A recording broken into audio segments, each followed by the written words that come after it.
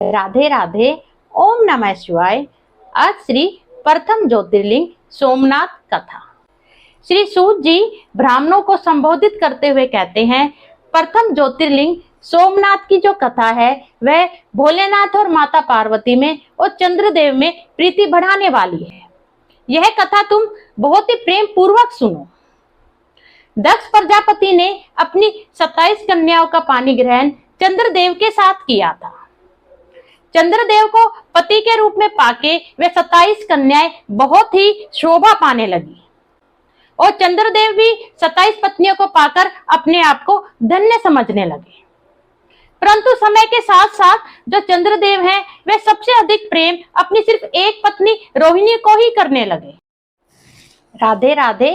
ओम नमः शिवाय। आज श्री सोमनाथ ज्योतिर्लिंग कथा। चंद्रदेव का जो विवाह 27 दक्ष कन्याओं के साथ हुआ था, परंतु वह सिर्फ रोहिणी को ही प्रेम करते थे। यह सब देख के जो उनकी बाकी की पत्नियां थी वह बहुत व्यथित हुई और वह अपने पिता दक्ष जी के पास गई और वह बोली कि चंद्रदेव हमसे बिल्कुल भी प्रेम नहीं करते। यह सब सुन के जो दक्ष थे वह भी बहुत ही चिंतित और दुखी हुए और वे चंद्रदेव के पास जाके बोले, हे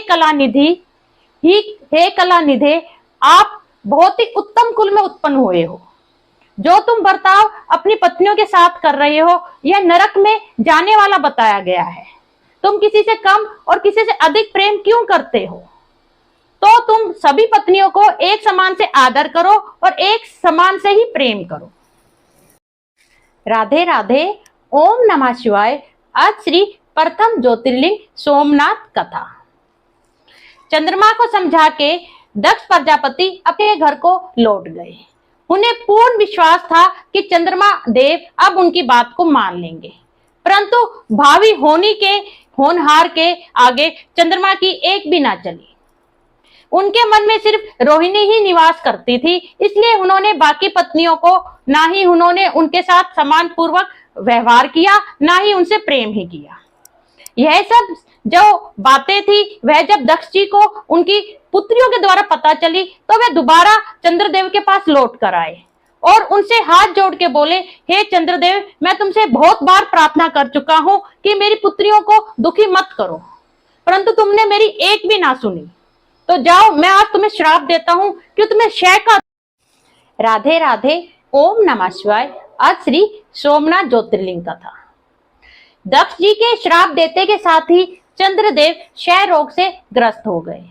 जब सभी देवताओं और इंद्रदेव ने उन्हें क्षय रोग से ग्रस्त देखा तो चारों तरफ हाहाकार मच गया। तभी सभी के सभी देवता, इंद्र, वशिष्ठ मुनि सबके सब मिलके परमपिता ब्रह्मा जी के सामने गए और बोले कि हे परमपिता, इस चंद्रदेव की रक्षा कीजिए। तब श्री ब्रह्मा जी बोले, जो हो चुका है वह तो बदला जा नहीं सकता, परंतु अब इस क्षय रोग से मुक्ति का मैं उपाय बता देता हूँ।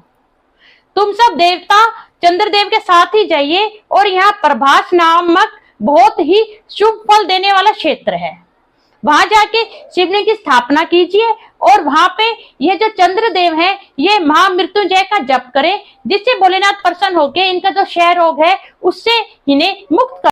राधे राधे। ओम नमः शिवाय। आज श्री सोमेश्वर कथा महात्म्य। भोलेनाथ ने चंद्रदेव को वरदान दिया कि एक पक्ष में एक एक दिन करके तुम्हारी कला क्षीण हो जाएगी, परंतु दूसरे पक्ष में शुक्ल पक्ष जब आएगा तब एक एक दिन करके तुम्हारी कला निरंतर बढ़ती जाएगी और पूर्णिमा तक तुम अपने पूर्ण रूप में आ जाओगे। यह जब भोलेनाथ ने वरदान दिया तो चारों तरफ भोलेनाथ की जय जयकार हो गई और देवता और चंद्रदेव से प्रसन्न होकर भोलेनाथ वहीं पे उसी शिवलिंग में स्थापित हो गए और वही शिवलिंग सोमेश्वर कहलाया।